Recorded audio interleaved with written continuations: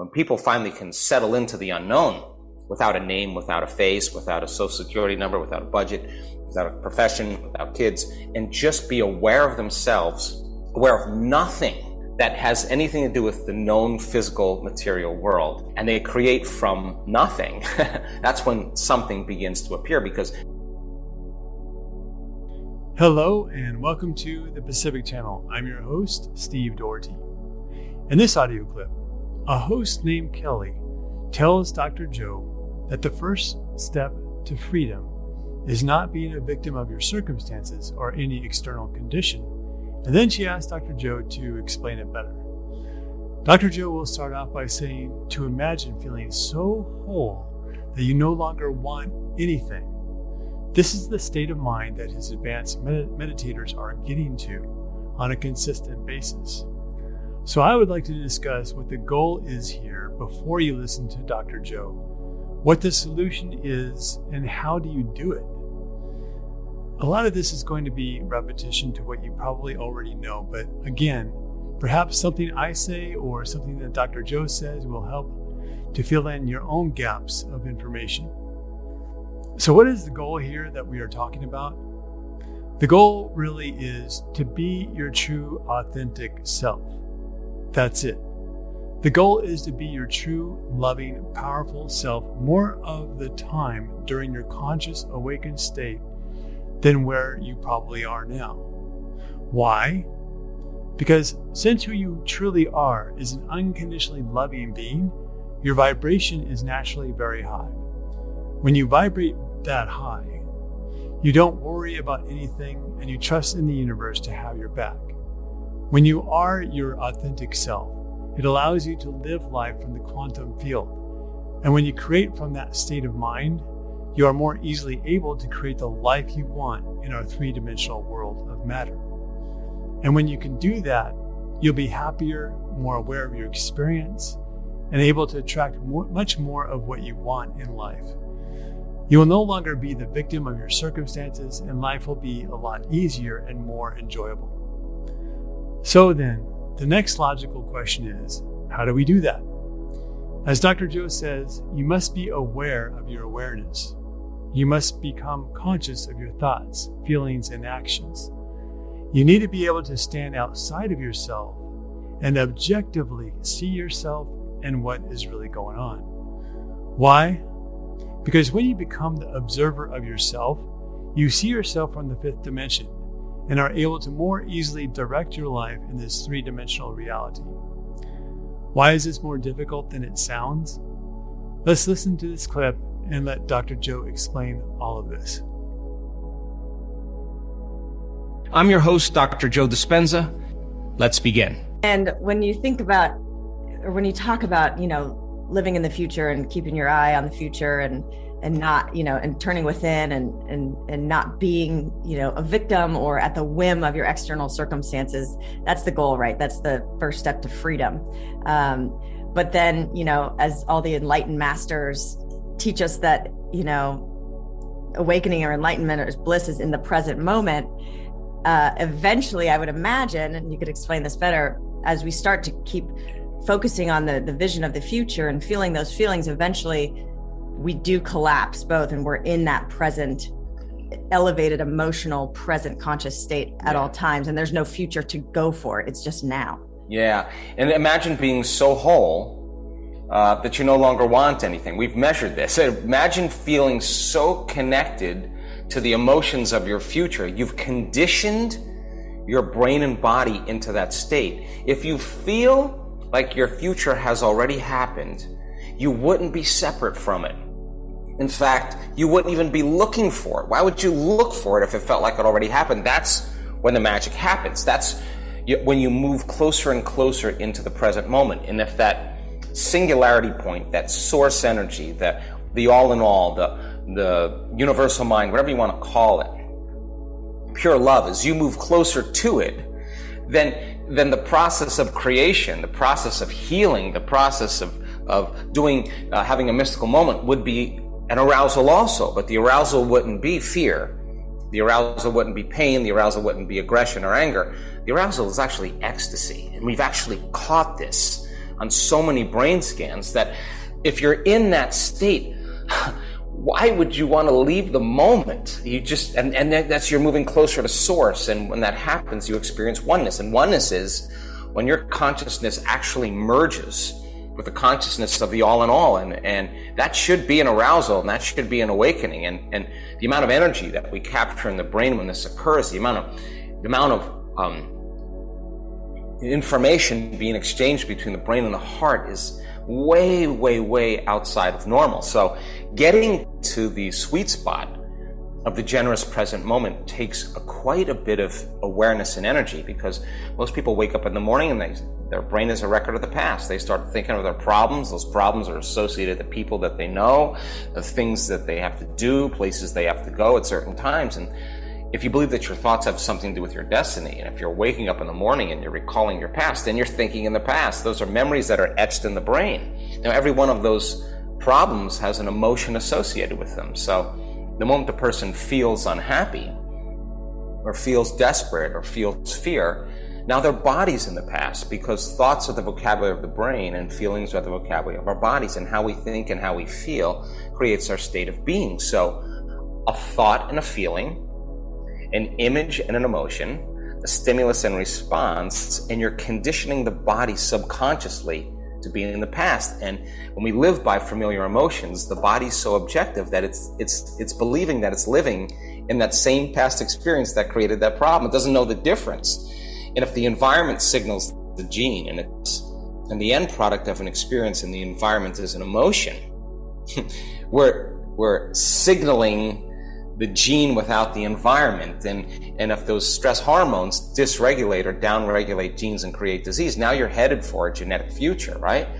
But then people get up after they get caught up in the way they feel and reaffirm their identity. Then they get up and do a series of routine automatic behaviors that they've done the day before. And we could take their yesterday, 90% of their day looks a lot like their tomorrow. And they become habituated into a predictable future. And if the familiar past is the known, and the predictable future is the known, and that person's lost their free will to a set of programs, but there's no unseen hand doing it to them, there's no room for not anything new to happen in their life.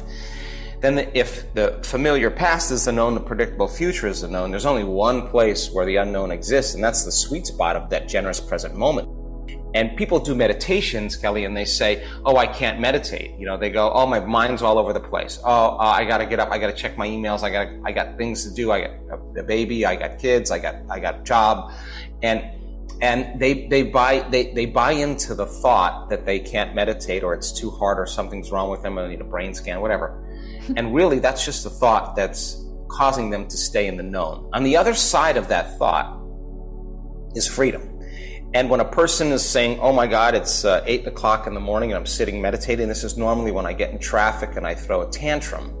The body's used to that. Don't you think that at 8 o'clock in the morning, the body's going to be looking for that arousal? And if you're not getting it from your outer environment, it'll call up a memory so that you can feel that emotion. And if you catch yourself doing that and you settle the body back down into the present moment, that's the moment you're telling the body it's no longer the mind, that you're the mind, and that's a victory.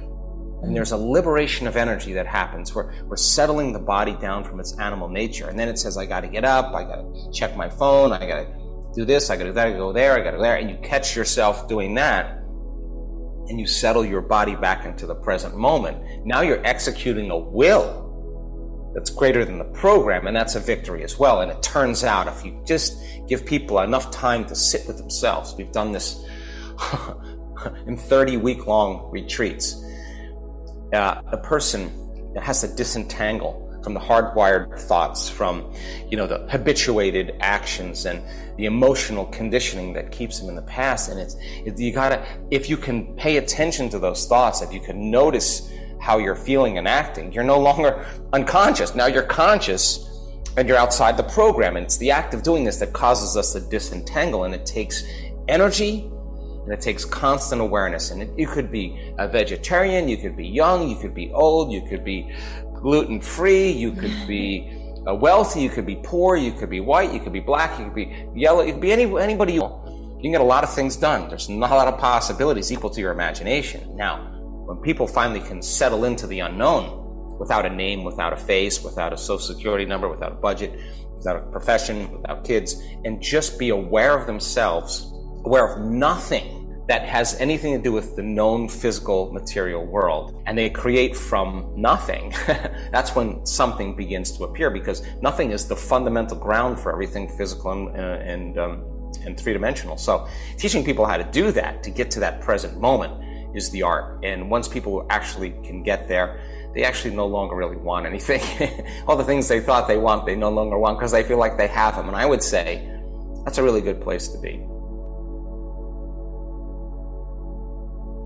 So, Dr. Joe used the example of driving to work at 8 a.m. every day, where when you drive, you're used to having to fight with others in traffic to get to your job. And what he says is that your body is so addicted to the chemicals and cortisol, stress hormones that are created while driving to work, that if you have a day off at the same time of 8 a.m. in the morning, your body and or your subconscious mind will purposely feed you a thought to match that vibration of being in traffic, just so your body can satisfy its craving for the normal chemicals and molecules that it produces at 8 a.m. driving to work every day. This is a key point, because if you do not take conscious control of your body, it will be the mind and keep you in a perpetual state of sameness. It will keep you stuck in the three-dimensional reality matrix.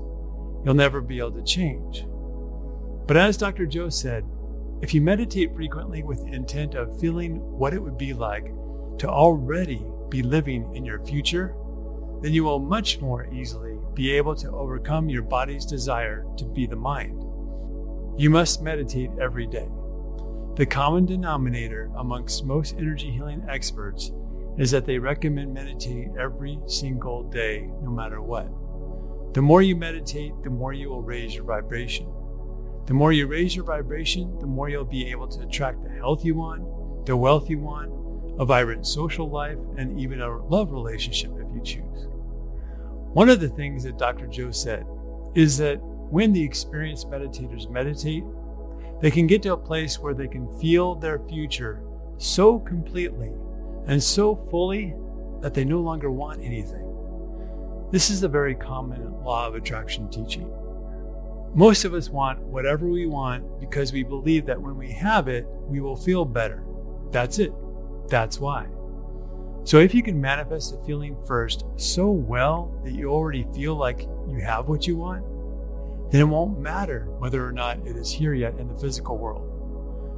The ironic and cool thing about it is that once you get to that place of not needing it and not wanting it anymore, that's when it will come. This happens because you no longer offer up any resistant thoughts of doubt to the universe, so it will come to you much more quickly. It's a rather ironic thing. When you want something really badly, you are too focused on not having it. But when you let it go and feel good anyway, that's when it will come to you. If you like this video, please click the like button. And if you haven't already, please subscribe as well. Our channel's goal is to make it to at least 100,000 subscribers so that we can improve the content and offer you more things. I would like to give a shout out to everyone who has attended our group healing sessions and the volunteers too. So far, we are doing very well, and pretty much every volunteer has either gotten complete relief or else at least some relief. If you have any questions, please ask them below and I'll do my best to answer them. Or leave a comment about what you think about this video. Thanks for watching, and I'll see you in the next video.